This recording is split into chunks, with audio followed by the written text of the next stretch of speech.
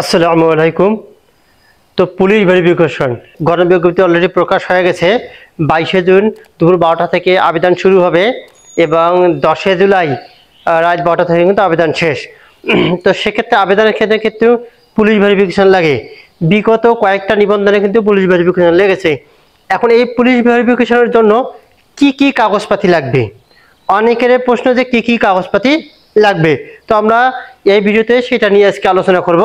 তো প্রথম 1 নাম্বার যেটা লাগবে সেটা আছে এসএসসি যে মার্কশিট এবং সনদটা দেওয়া আছে, এই দুইটারে কিন্তু মূল কপিটা লাগবে। এগুলো স্ক্যান করে কিন্তু ওখানে দিতে হবে। এখন কম্পিউটার দোকান গেলে কিন্তু মূলটা নিয়ে যেতে হবে, ফটোকপি নিয়ে যাবে না। তো মূলটা স্ক্যান করবে। এসএসসির মার্কশিট এবং সার্টিফিকেট দুইটাই কিন্তু লাগবে। এই দুইটা কিন্তু স্ক্যান করে কম্পিউটার দোকানে কিন্তু এখানে বসাতে হবে। তা আমাদের লাগতেছে এসএসসি দুইটাই বা মূল সার্টিফিকেটটা। এরপর 2 নাম্বারটা আছে এইচএসসিটাও কিন্তু মূলটাই লাগবে। আপনার মূলটা নিয়ে যেতে হবে কম্পিউটার দোকানে, ওখানে স্ক্যান করে কিন্তু বসে দেবে। তাহলে এখানে কি এসএসসি লাগবে এবং এইচএসসি লাগবে। আর 3 নাম্বার যে কাগজটা লাগবে সেটা হচ্ছে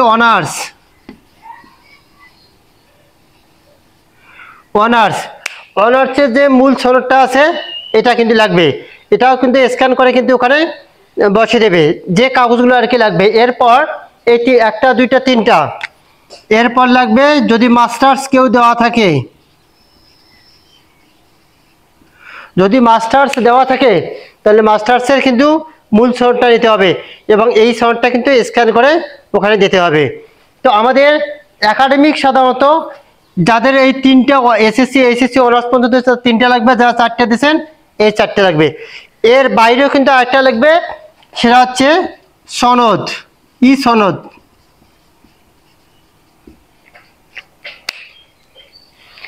এই সনদটা লাগবেই। এই সনদটা কিন্তু স্ক্যান করে বসে দেবে।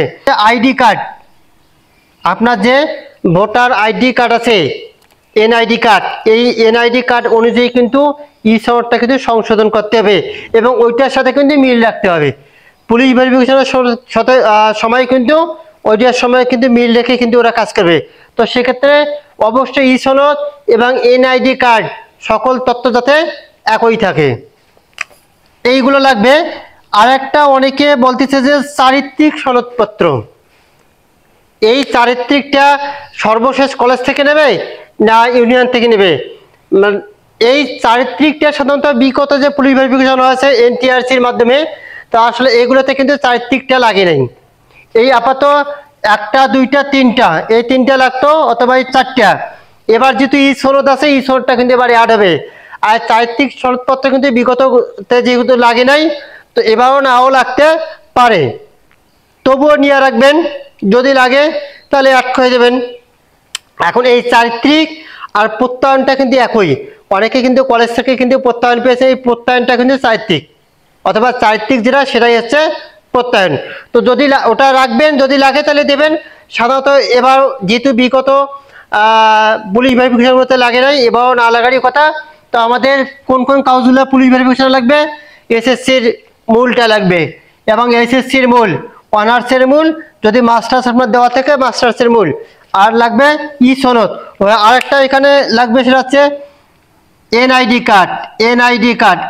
কার্ডও কিন্তু স্ক্যান করে যেতে হবে। এই এনআইডি কার্ডও স্ক্যান করে যেতে হবে। তো এইগুলো কিন্তু আমাদের স্ক্যান করে যেতে হবে। আর চারিত্রিক যদি লাগে তাহলে আটকাবেন, তবে বিগত যেহেতু লাগে না এবারও নাও লাগতে পারে। আর সনদ এবং এনআইডি কার্ড যাতে এই সকল তথ্য একই থাকে। এই হচ্ছে আমাদের পুলিশ ভেরিফিকেশনে এই কাগজগুলো কিন্তু আমাদের মূলত লাগবে।